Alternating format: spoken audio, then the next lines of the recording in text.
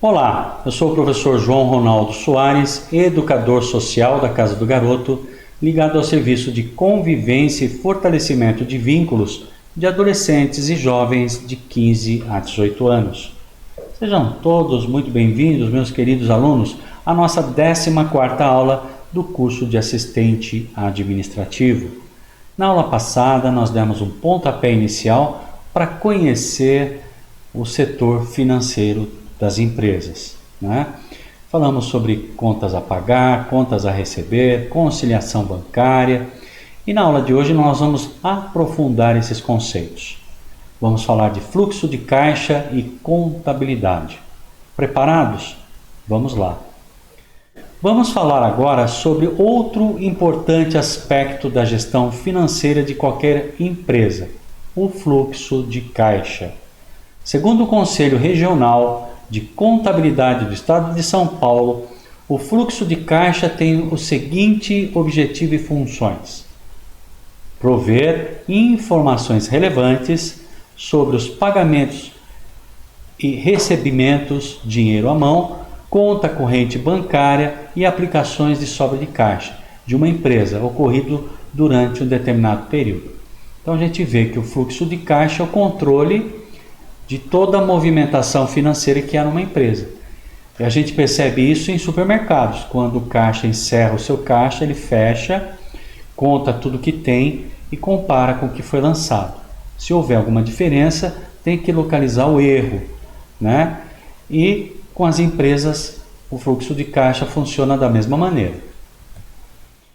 Destina-se a controlar as alterações ocorridas durante o exercício no saldo de caixa e equivalentes de caixa. Indica a origem de todo o dinheiro que entrou no caixa em determinado período, bem como o resultado do seu fluxo financeiro, permitindo ao administrador melhorar o planejamento financeiro das empresas. Então, a partir desse controle que é possível se saber, né, como que está a saúde financeira da empresa. Por isso que é tão importante. Portanto, o fluxo de caixa, ao controlar as entradas e saídas dos recursos financeiros, deve ser entendido como uma importante ferramenta na gestão financeira das empresas. É também com base nele que os gestores têm a possibilidade de realizar com maior segurança suas tomadas de decisão e seu planejamento estratégico. Compreendendo como administrar as saídas do fluxo de caixa. Então vamos ver como é que as empresas devem fazer para controlar aquilo que sai, né, em forma de pagamentos. Os administradores financeiros devem ter bem formalizado o processo de estruturação do fluxo de caixa da empresa. Essa tarefa não pode ser esquecida em hipótese alguma. As empresas até podem viver alguns períodos sem lucro, mas não sobrevivem longos períodos sem caixa. É o caixa que faz a empresa sobreviver e movimentar a sua produção, né? De forma simplificada, o fluxo de caixa é basicamente constituído de duas partes: entradas e saídas. O que entrou? O que eu paguei? É a mesma coisa que a gente tem que fazer na casa da gente, né? Nós recebemos o nosso salário e temos que administrar os recursos para sobreviver o mês inteiro. O que sai para pagamento de contas? E o que entrou, né? Quantas pessoas trabalham em casa? Na empresa a mesma coisa. Hoje o assunto voltado para as saídas de caixa.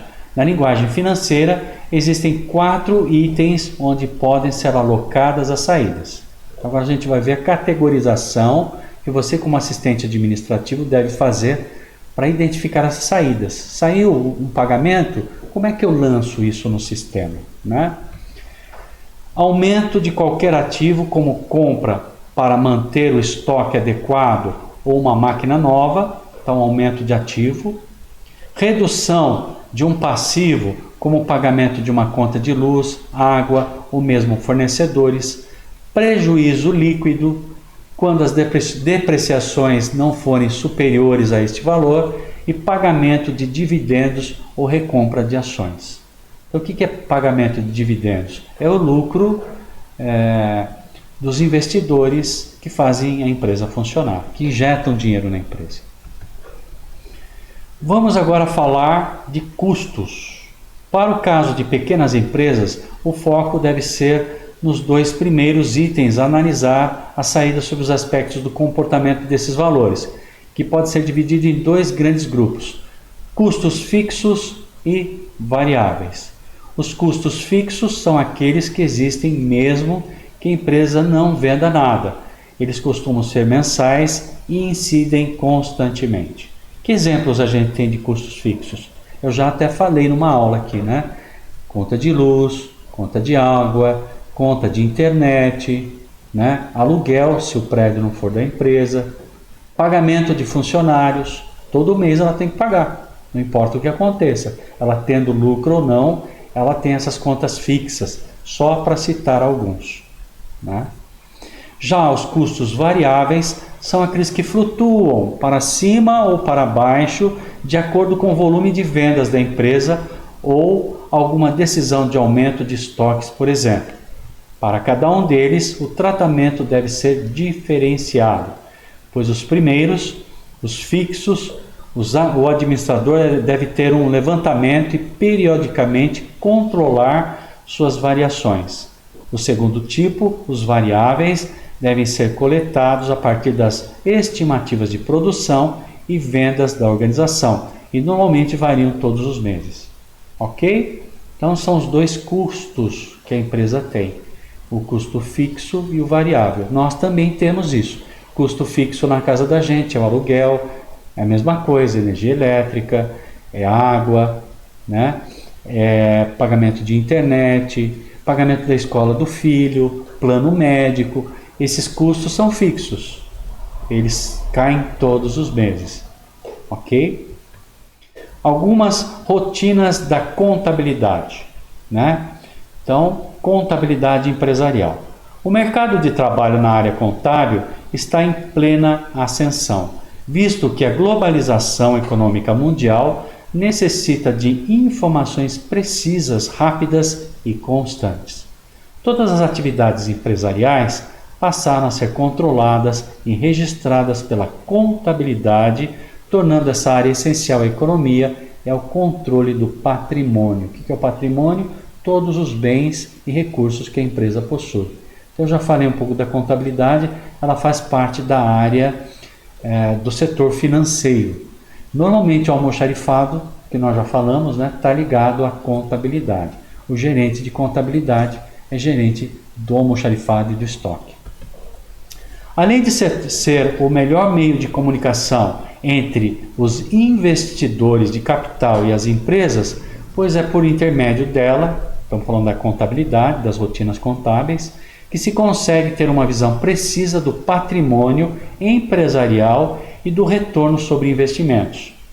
Para acompanhar essa exigência de gerenciamento da situação contábil das empresas, existem os escritórios de contabilidade, que atendem os estabelecimentos que não possuem em seu quadro postos de trabalho com funcionários habilitados para exercer as funções relacionadas a esse setor. Mas as empresas grandes têm, e o assistente administrativo pode vir a trabalhar nessa área. Rotinas contábeis. Agora, para finalizar este assunto, vamos tratar de algumas rotinas básicas ligadas ao setor de contabilidade de uma empresa, ampliando dessa maneira os conhecimentos que vão construir sua formação como assistente administrativo. Eu penso que você esteja curioso, e eu também. Vamos aprender juntos quais são essas rotinas contábeis? Escrituração, né? Todo mundo já deve ter ouvido falar de livros fiscais, né? E aqui nós temos um exemplo de uma página sendo aberta de escrituração, e é isso que vamos conhecer agora. Nas empresas existem livros específicos para registrar tudo o que acontece em seu dia a dia e está ligado à gestão de seu patrimônio, isto é, que provoca alterações no patrimônio, entradas e saídas. O patrimônio varia constantemente a partir das ocorrências diárias, como compras, pagamentos, recebimentos, etc. E seu registro contábil possibilita o acompanhamento de sua oscilação. Então a escrituração, gente, nada mais é, né? Vamos fazer uma metáfora, uma comparação, como se fosse um diário financeiro da empresa, né? Tudo o que acontece em termos de entradas e saídas é registrado aqui. E aí ela tem o controle preciso de todo o seu patrimônio. Se ela está tendo lucro, prejuízo, qual que é o retorno que está sendo dado para o investimento feito. Se controla também a saúde financeira das organizações. Por isso é uma área extremamente importante e a escrituração faz parte da contabilidade, é uma de suas rotinas. São chamados fatos administrativos os eventos que ocorrem na empresa modificando o seu patrimônio e justamente por esse motivo precisam ser registrados nos livros de escrituração. Esses fatos podem ser agrupados em 3 tipos diferentes. Olha aí, já estamos aprendendo, né? Quais são os fatos administrativos que movimentam a vida e a saúde financeira das empresas? Primeiro, são os atos e fatos administrativos e contábeis? 1. Fatos permutativos. Permuta é uma palavra que significa troca. No passado, como nós já vimos na história, é chamado de permuta, né? Era chamado de escambo, perdão. Hoje é chamado de permuta. Então, fatos permutativos, qualitativos ou compensativos, são aqueles que não alteram o patrimônio líquido da empresa, apenas evidenciam trocas entre o ativo e o passivo. Tá? Então, uma empresa pode pagar outra com serviços, né? E pode ter uma troca também de uma prestação de serviço por outra. Aí nós vamos ter um fato permutativo. 2. Fatos modificativos ou quantitativos. Surgem quando o patrimônio líquido sofre alguma alteração, uma aquisição, né? Um lucro, dividendos da empresa. 3. Fatos mistos. Quando ocorrem ao mesmo tempo as duas situações citadas anteriormente. Eu tenho entrada e saída, né? Eu tenho aumento e diminuição de patrimônio ao mesmo tempo. Diferentemente dos fatos administrativos, existem os atos administrativos que correspondem aos eventos que acontecem na empresa, mas não afetam o seu patrimônio, como a contratação de funcionários ou a efetivação de contratos de seguro. Podemos supor, então, que, como não representam alteração de patrimônio, não precisam ser lançados os livros de escrituração, né? Que são os atos administrativos que acabamos de falar. Porém, é necessário analisar cada um dos eventos individualmente, pois alguns deles podem representar compromissos que no futuro vão acarretar modificações, impostos, por exemplo. Olha lá, fatos permutativos não alteram a situação líquida da empresa. Fato modificativo alteram a situação líquida. Fatos mistos, simultaneamente, permutativo e modificativo. Por exemplo, promessa de bens como garantia de dívidas, hipoteca de imóveis, emissão de títulos de cobranças bancárias, fianças ou avais a favor de terceiros. Dessa forma, sua contabilização é feita atualmente utilizando algumas provisões para fazer frente a essas possíveis obrigações futuras, como avais e garantias, conforme orientações dadas pelo Comitê de Pronunciamentos Contábeis, né? Tem a sigla Comitê de Pronunciamentos Contábeis, CPC 25, provisões passivo contingente e ativo contingente. Documento que regulamenta essas questões conforme determinação das agências reguladoras brasileiras. Não se preocupe, que se você entrar para uma área financeira, você vai receber naturalmente o treinamento necessário para desenvolver essas funções. Nós estamos aqui trazendo os temas de forma geral para que não fique totalmente desconhecido de você que pretende atuar no setor financeiro. Esse registro, também chamado de lançamento, precisa ser feito em ordem cronológica, e especificar a natureza de cada operação. Deve ser efetuado no livro diário, sendo imprescindível que esteja de acordo com os princípios da contabilidade. Código Comercial Brasileiro, Lei Federal número 556/1850, e siga as normas tributárias legais, Regulamento do Imposto de Renda, RIR, Decreto Federal número 3.000 de 1999. Sempre que surge a necessidade de uma nova tomada de decisão na empresa, então aí temos o exemplo de um livro contábil. Aí, ó, um exemplo bem claro. Esses livros são consultados, daí a importância de estarem constantemente atualizados e com sua contabilidade impecável.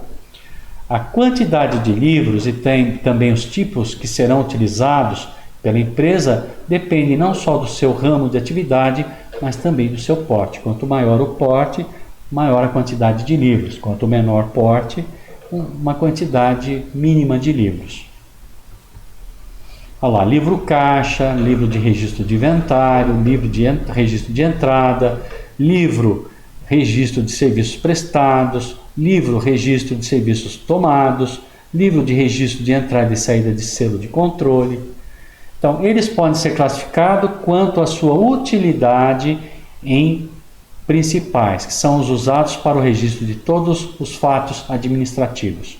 Livro diário e livro razão e auxiliares, aqueles nos quais são registrados eventos específicos e que futuramente servirão de base para o preenchimento do livro diário, livro caixa, registro de duplicatas, livro de conta corrente e etc. É possível, não sou da área, que esses livros atualmente estejam sendo digitalizados, né? É possível que assim seja.